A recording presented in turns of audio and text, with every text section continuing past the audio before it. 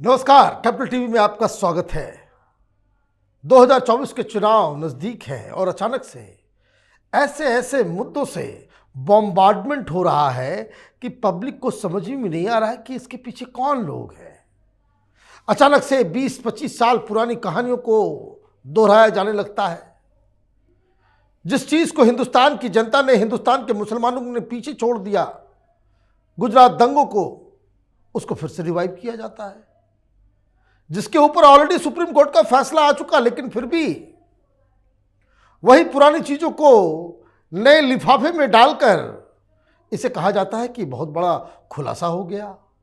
फिर अडानी आ जाते हैं और पता नहीं अभी और बहुत सारे बॉम्ब और हथगोले हिंदुस्तान पे फेंके जाएंगे। तो क्यों हो रहा है? कौन लोग हैं इसके पीछे?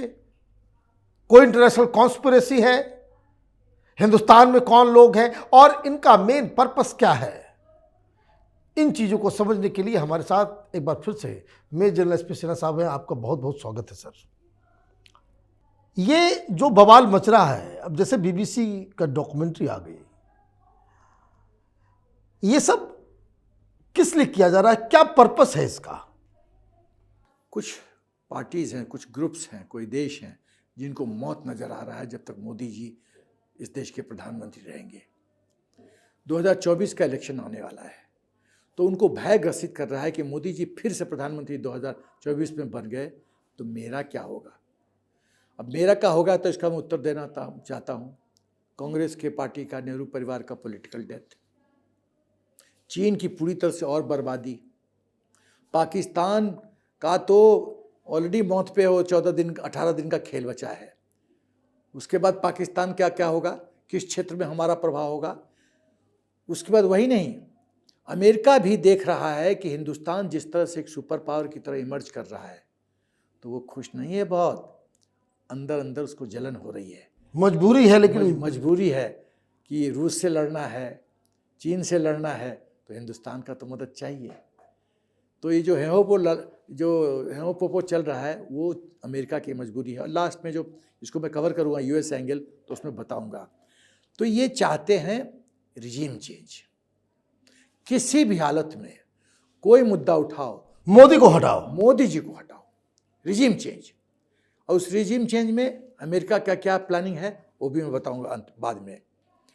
दूसरा इनका मकसद है कि हिंदुस्तान के आर्थिक व्यवस्था को, जिस तरह से हम अब स्लॉट नंबर 5 पे पहुंच गए, विश्व के 5वां सबसे धनी देश, इकोनॉमिक पावर, और निकटतम भविष्य में 3-2 पे भी पहुंचने की हमारी प्रगति चल रही है। तो लोग बौखलाए हुए हैं। देखिए, कोरोना में पूरा विश्व बर्बाद हो गया, बट हिंदुस्तान की आर्थिक व्यवस्था ज्यों की त्यों रही। मोदी जी ने फ्री ग्रेन्स गरीबों को दिया, करीब 80 करोड़ लोगों को वैक्सीन दिया, विदेश में वैक्सीन दिया, अफगानिस्तान को खाना दिया, श्रीलंका को खाना दिया। और यही लोग, जो लोग आज बीबीसी के साथ हैं, यही लोग कह रहे थे कि हिंदुस्तान में तो वैक्सीनेशन नहीं होगा, 40 करोड़ लोगों की जो है वो चपेट में आएंगे, 8-10 करोड़ लोग मरेंगे ही मरेंगे। फाइजर का जो लोग रिकमेंड कर रहे थे, फाइजर का वैक्सीन ले लो, वो दलाली कर रहे थे। और अभी तो सोशल मीडिया में वीडियो है कि फाइजर का खुद एक एक्स डायरेक्टर कह रहा है कि कोई गारंटी नहीं था कि हमारा वैक्सीन काम करेगा, और मौत होगा तो उसके हम जिम्मेदार नहीं हैं। और ये राहुल गांधी फाइजर के लिए बैटिंग कर रहे थे कि फाइजर लेकर के आओ, तो इसको लेकर के आओ, उसको लेकर के आओ। आज की तारीख में दुनिया में सबसे बेहतरीन जो वैक्सीन कोरोना के अगेंस्ट बना, वो दोनों ही वैक्सीन हिंदुस्तान का है। टोटल फेलियर है। चाइना का वैक्सीन टोटल फेलियर है, फाइजर एकदम टोटल फेलियर है। तो ये फाइजर का दलाली क्यों राहुल गांधी कर रहा था? मलाई फैक्टर।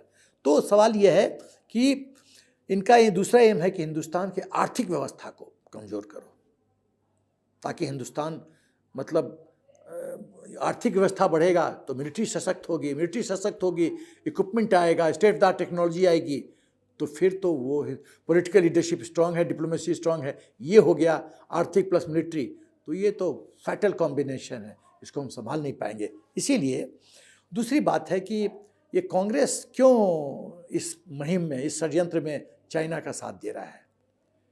चाइना भी घबराया हुआ है हिंदुस्तान से, और कांग्रेस तो घबराया हुआ है। चोर चोर मौसेरा भाई, दोनों का इंटरेस्ट मिल रहा है। तो अब मुझे बताइए कि भाई वो कौन कौन से लोग हैं और कौन कौन से वो ऑर्गेनाइजेशन है, वो कौन कौन सी चीज़ें हैं जो मोदी के पीछे पड़े हुए हैं कि जो बिल्कुल उनका इस्तेमाल किया जा रहा है कि इनको हटाना ही हटाना है? सबसे पहले तो हिंदुस्तान के अंदर जो जयचंद हैं और जो राष्ट्रद्रोही हैं, कुछ जो प्रोमिनेंट प्लेयर्स हैं, जैसे राहुल गांधी हो गया, कांग्रेस पार्टी हो गई। दूसरा कि चाइना के जो जितने यहाँ पर एजेंट्स हैं, लेफ्टिस्ट कबाल, जो चाइना के इशारे पे नाचते हैं। अब देखो, राहुल गांधी पूरी तरह से लेफ्टिस्ट कबाल के द्वारा सराउंडेड है। वो जितना उसका ड्राफ्ट तैयार होता है नौटंकी करने का, ये सब लेफ्टिस्ट कबाल बनाते हैं। और आपको लेफ्टिस्ट टोन नज़र आएगा साफ राहुल गांधी के वक्तव्य में। तीसरा, कुछ ऐसे लोग जो चाइना के पेड एजेंट्स हैं इस देश में, पॉलिटिकल सिस्टम में, नाम लेना ठीक नहीं रहेगा, बट ये बहुत सारी पॉलिटिकल पार्टीज है जिनको पैसा आता है, पैसा आता है, वो चाइना के रोल पे है, तो वो चाइना की तो बात करेंगे। और इलेक्शन में चाइनीज पैसे भी आते हैं। सलमान खुर्शीद गया था चाइना, तो बोलता कितना सुंदर देश है, मन करता यहीं रह जाऊं। तो रह क्यों नहीं गए? सुंदर देश है तो रह जाओ, वापस यहाँ क्यों आए? वहाँ मलाई कमाओगे, वो सब स्टेट ले लेगा। यह चक्कर है। दूसरी बात, एक संस्था है independent and public spirited media foundation, IPSMF, जिसको अजीम प्रेम जी ने फाउंडेशन किया, 100 करोड़ का कॉर्पस के साथ उसमें डाला, और उसमें 30 करोड़ का फंडिंग किसी और ने डाला उसमें, तो नंदन नीलकनी की वाइफ, उसने डाला। तो ये लोग जो हैं, ये जो गैंग है, ये मोदी के पीछे हाथ धो के पड़े हैं। आप देखो 2002 की घटना, उसको प्ले अप के उछाला जा रहा है। 84 का राइट को नहीं भी उछाला जा रहा है, इतने हिंदुस्तान में राइट से उसको नहीं उछाला जा रहा है।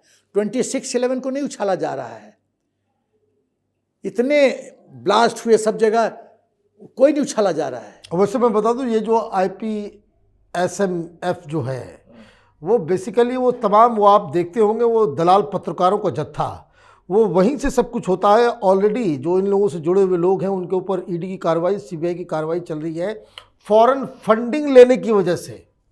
या आप ये समझिए कि ये लोग ये कोई देश प्रेम में काम नहीं करते, सरकार से सवाल पूछ रहे हैं इसलिए नहीं, इसके लिए इनको पैसे मिल रहे हैं।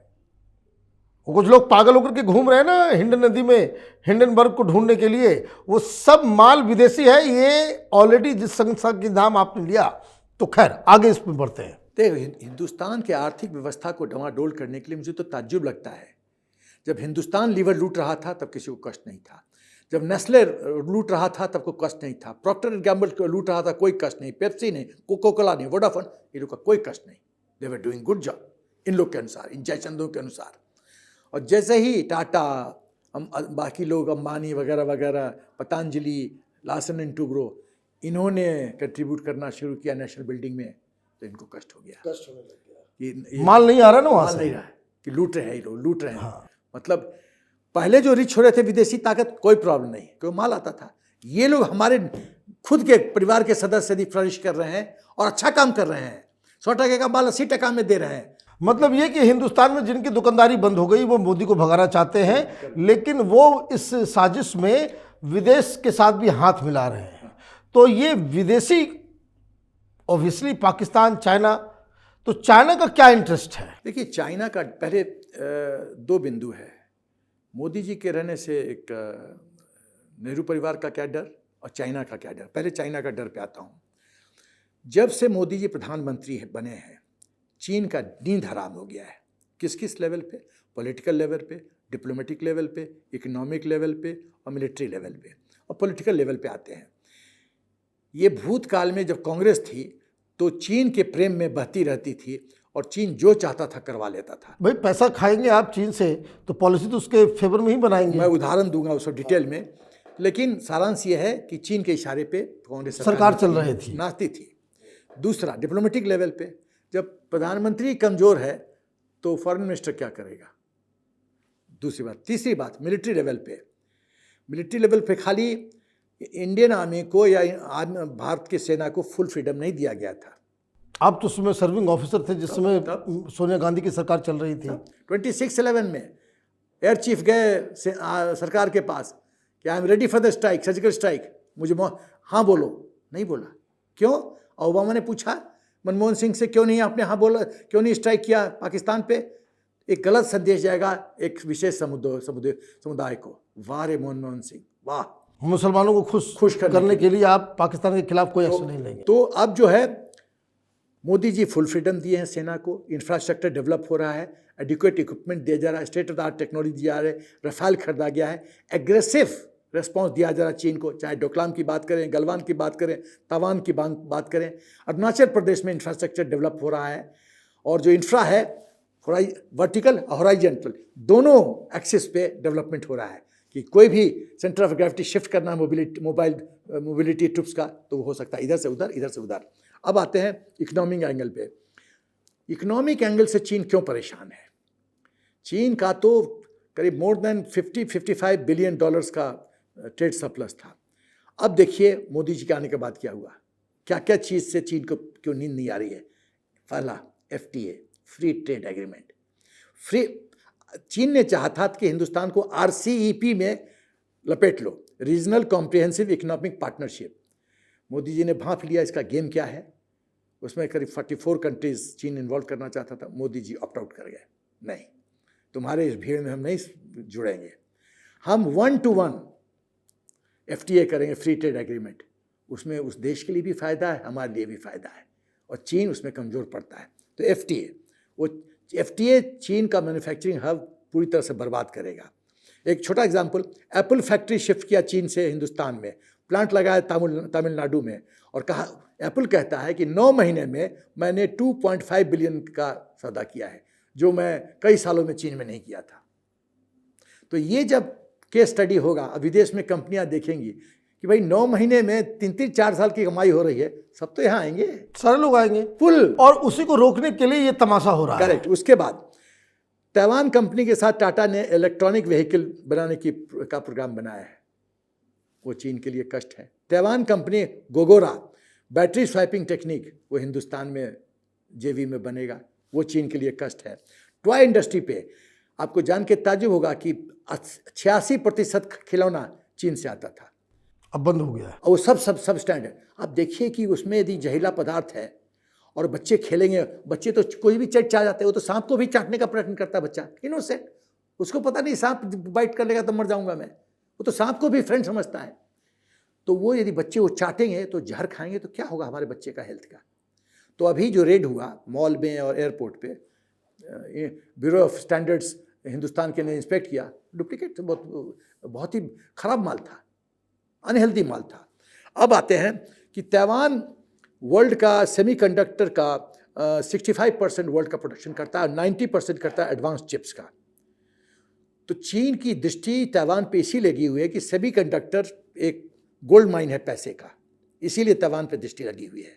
अब ताइवान शिफ्ट कर रहा है कुछ अपना प्रोडक्शन, क्योंकि वो लॉन्ग टर्म प्लानिंग कर रहा है कि यदि चीन हरकत किया तो हमारा बेस हिंदुस्तान में होना चाहिए, तो इससे हिंदुस्तान मजबूत होगा, आर्थिक व्यवस्था मजबूत होगी। ये चीन को पच नहीं रहा है। अब एक और चीज़ है कि अभी तक चीन ने क्या किया था कि हिंदुस्तान के अंदर उसको बोलता था रिंग ऑफ पर्ल्स, चक्रव्यूह बना दिया था। श्रीलंका, पाकिस्तान, नेपाल, बांग्लादेश, ये रिंग ऑफ पर्ल्स घेर दिया था। उस रिंग ऑफ पर्ल्स को मोदी जी ने एक एक करके ध्वस्त कर दिया है। हरबन तोता में इन्वेस्ट किया, आज हरबन तोता का क्या पोजीशन है? कुछ नहीं। पाकिस्तान का CPEC ख़त्म, कुछ भी नहीं।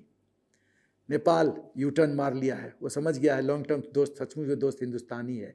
श्रीलंका हमने खाना भेजा, फाइनेंशियल एड मोदी जी ने दिया। और तो और फिलहाल 2 दिन पहले भूकंप के बाद टर्की को मतलब अपना जो हेवी लिफ्ट ट्रांसपोर्ट एयरक्राफ्ट है उसमें गया। हमारा दुश्मन FATF में पाकिस्तान को सपोर्ट करने वाला, लेकिन वहाँ मैं मोदी जी के साथ हूँ। क्यों? हमारी दुश्मनी है प्रेसिडेंट ऑफ टर्की के साथ, पब्लिक के साथ नहीं। जो बच्चे वहाँ, छोटे बच्चे मर रहे हैं। माय गॉड, बहुत दिल दहलाने वाली तस्वीर है। 4-4 महीने के बच्चे, 8-8 महीने के बच्चे, मतलब तस्वीर देखिए तो रोंगटा खड़ा हो जाता है। तो इंसानियत के नाम पे, इसका मतलब है कि इंसानियत के नाम में वसुधैव कुटुंब का पॉलिसी यदि कोई फॉलो कर रहा है तो मोदी का हिंदुस्तान कर रहा है, मोदी जी का हिंदुस्तान। ये चीज की चिंता का विषय है कि जहां जहां वो सोचा था, और इन सारी चीज़ों से चीन को दिक्कत होती है, वही चीन को दिक्कत होती है। अब लेकिन मुझे बताइए, जो चीन से जो दिक्कत है, लेकिन चीन किस तरीके से इस्तेमाल कर रहा है गांधी परिवार को, कांग्रेस पार्टी को? देखिए, ऐसा है कि उसके पहले मैं 2-3 बात बताऊंगा कि नेहरू परिवार का डर क्या है।